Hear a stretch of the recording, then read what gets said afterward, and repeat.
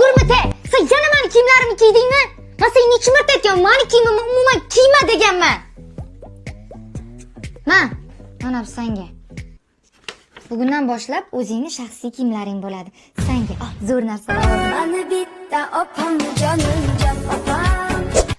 Imona, esingdami sen juda ham xunuk qizsan dedim. Ha, rasam xunukman opa, haqiqatan to'g'ri aytgansiz. Yo'q, unaqa emas. Aslida sen juda ham chiroyli qizsan, mendan ham chiroylisan. Makiyaj qilishing ham shart emassan. Mana bitta opam, jonimjon opam.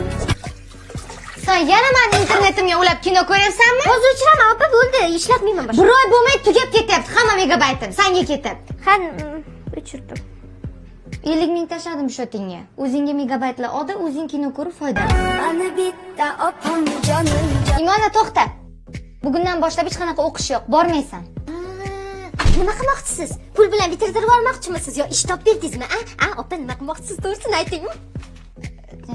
Yo'q. Onam kontraktga degan pullarini ishlatib yuboribman. Mana bitta opam, jonimjon.